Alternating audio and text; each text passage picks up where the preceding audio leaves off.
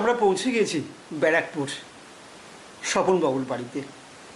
তার পুত্র একজন রত্ন বললেও ভুল হবে না। এত কম বয়সে নিজেকে তুলে ধরেছে, উন্নত শিখরা থেকে শিখরতমে পৌঁছে যাচ্ছে আস্তে আস্তে। এই ছোট্ট বয়স থেকে গান বাজনা, খেলাধুলা, ছবি আঁকা, এমনকি নিজের হাতের তৈরি মূর্তি সে নিজেই পুজো করে সুন্দরভাবে। কোনটা রেখে কোনটা বলবো, সব কিছু আজ তুলে ধরবো আজকে আমাদের এই বার্তা হরিণঘাটা চ্যানেলের মাধ্যমে। পৌঁছে গেছি স্বপনবাবু, তার ছেলেকে নিয়ে বসেছে। আজ শুনে নেব তার শৈশবের কিছু কথা। আসুন। নমস্কার, বার্তা হরিণঘাটা চ্যানেলের কাছে আমি চিরকৃতজ্ঞ। বিশেষ করে আজকের একটি গুরুত্বপূর্ণ দিনে ইনি এসেছেন। রবীন্দ্রনাথ ঠাকুরের 85তম তিরোধান দিবস। তাই আজকের আমি নিজেকে খুবই আপ্লুত। হরিণঘাটা বার্তার কাছে আমি চিরকৃতজ্ঞ। সেই সঙ্গে সমস্ত শ্রোতা মণ্ডলীকে আমি আমার ছেলে এবং আমার পরিবারের তরফ থেকে অন্তরের অন্তঃস্থল থেকে জানাই আন্তরিকভাবে প্রীতি ও শুভেচ্ছা। আপনি আমাকে জানতে চেয়েছেন, কিন্তু আমি এইটুকু জানি, বিন্দু বিন্দু জলকণায় সাগর তৈরি হয়। সুতরাং সেই জায়গায় পৌঁছতে অনেক কঠিন প্রচেষ্টা করতে হবে।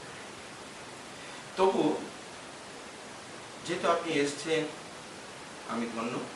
আমার ছেলে আজকে 13 বছর, কিন্তু ওকে লক্ষ্য করেছি 10 থেকে 11 বছর বয়স থেকেই ও রান্নাতে খুব আগ্রহী। এমনকি অডিশনে যাবেও বলেছিল, কিন্তু সেই দিন ওর পরীক্ষা হয়, সেই কারণে ও যেতে পারেনি। রান্নার প্রসঙ্গে বলতে গেলে বলি, দই কাতলা থেকে আরম্ভ করে পনির পালং, সর্ষে ইলিশ, পনিরের তরকারি, এইগুলো, এবং পিঠে, বিভিন্ন টাইপের পিঠেও তৈরি করে। আগে আমরা হয়তো একটু বলতাম, কিন্তু এখন দেখছি এত পেশাদারিত্ব হয়ে গেছে যে আমরা মোটামুটি একটু দেখি, ও নিজে হাতে করে, এবং ওর মতো করে তৈরি করতে হবে আমাদের সমস্ত কিছু, না হলে রান্নাটা ঠিক সুবিধা হবে না। এই গেল রান্না।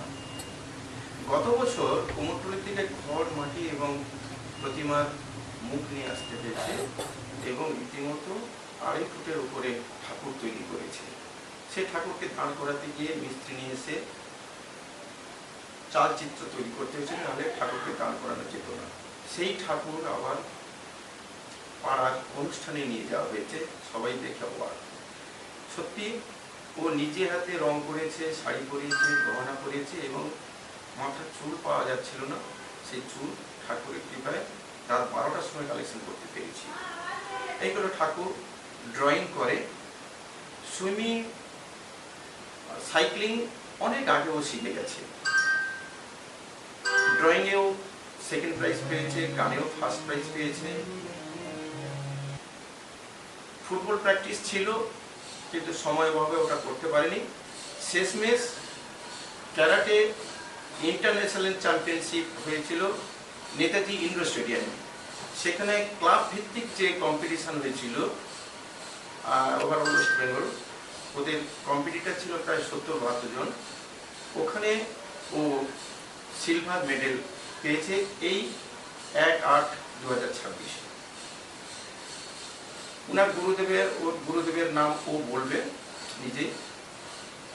সুতরাং এতগুলো নিয়ে ও চলেছে। তো ওর বাবা হিসাবে ওর মা, অবশ্যই প্রধান ভূমিকায় ওর মা রয়েছে, এবং এই যে এর এই ছোট ছোট গুণগুলো, তার মধ্যেও পারফরমেন্স করা, এবং পড়াশোনাতেও পারফরমেন্স ভালো। তো যখন পড়াশোনাতেও পারফরমেন্স করছে ভালো, এইগুলো থাকা সত্ত্বেও আমি কোনোটা বাদ দিচ্ছি না। তাই আমি বলবো, আমার এই ডিউটির মধ্যে কতটুকু আমি ওকে হেল্প করতে পেরেছি, এর প্রধান ভূমিকায় ওর মা রয়েছে। মার সহযোগিতা, মার অসীম প্রচেষ্টা, সেই সঙ্গে ওদের গুরুদেব, ওদের শিক্ষক যথেষ্ট ভালোবাসে। তারাই আশীর্বাদ দিয়েছেন বলে হয়তো আজকের এই ছোটবেলায় এগুলো করতে পেরেছে। আর ঠাকুরকে আপনিও খবর পেয়ে এসছেন, আপনাকে ধন্যবাদ, ওর মা এসে গেছে, এবার ওর মায়ের কাছে শুনবো। আমরা শুনলাম অনেক কথা স্বপনবাবুর মুখ থেকে, তার ছেলের বিগত দিন ফেলে আসা কিছু কর্ম। এই কর্মের পিছনে ওর মায়ের অবদান কম ছিল না। আজ শুনে নেব এই ছেলের এত বড় পদক্ষেপ নেওয়ার মায়ের কতটুকু অবদান ছিল। না, আমার অবদান বলতে ও সব করছে নিজে থেকে, আমি ওর সঙ্গে সঙ্গে সবকিছু হেল্প করছি। এটা করলে টাইমিং সব সেট করে দিয়েছি, এটা এই টাইম করলে ওটা এই টাইম করলে ও এগিয়ে যেতে পারবে, এটাই আমার সঙ্গে থাকা। এই যে পারফর্ম করছে, ও জায়গায় জায়গায় যাচ্ছে বা অঙ্কন বা শিখতে হোক, গানের যেখানে যায়, এই যে মেন ভূমিকায় আপনি নিশ্চয়ই থাকেন, হ্যাঁ, সাথে থাকেন, হ্যাঁ। তা মায়ের অবদান তো খুব বেশি। কি বলবেন? আমি থাকি, তারপরে সঙ্গে ওকে আমি গাইড করতে হয় সবসময়, টাইমটা এই টাইমে এটা করলে ওটা করলে সেটিংটা ঠিকঠাক হবে, পড়াশোনাটাও এগিয়ে নিয়ে যাওয়া যায়। আসি আবার স্বপনবাবুর কাছে। হ্যাঁ, একটা কথা বলতে বলা হয়নি।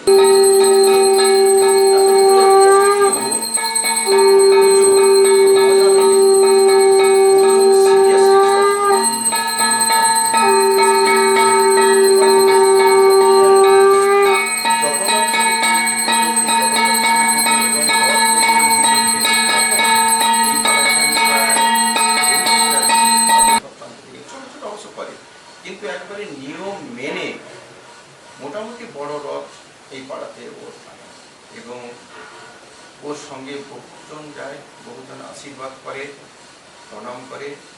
ও এটাকে খুব সিরিয়াসলি নেয়, মন্ত্র, অনেক কিছু মন্ত্রও জানে এবং পুজোর নিয়ম করে, এবং লোকাল যারা পুরোহিত সবাই মজা করে হোক যাই হোক ওকে দ্বিতীয় পুরোহিত বলে। এটাও আমার কাছে খুব ভালো। আর এই মোরাল ক্যারেক্টার তৈরি করার আমি আশায় রয়েছি, লেখাপড়া রয়েছি, সেজন্য আমি নিজেকে ধন্যবাদ স্বপনবাবুকে। আমরা এবার পৌঁছে যাব সেই পুরোহিতের কাছে, যে পুরোহিতকে এতক্ষণ ধরে তার সম্বন্ধে জানালেন। কি বলবেন পুরোহিত মশাই? কিছু বলেননি। আমার মা বাবা যেটা বলছে এগুলো সব সত্যি। আমার মা আমার বাবা আমাকে প্রচুর হেল্প করে, আর সেই হেল্পের কারণে আমি এত কিছু করতে পারছি। তোমার সামনের দিনে কি ইচ্ছা আছে? অনেকগুলো প্রতিভা নিয়ে তুমি এগিয়ে যাচ্ছ, কিন্তু তোমার সবগুলো প্রতিভাকে নিয়ে তো চলা সম্ভব হবে না। একটাকে টার্গেট, কাকে তুমি টার্গেট করছো? পড়াশোনা। পড়াশোনা।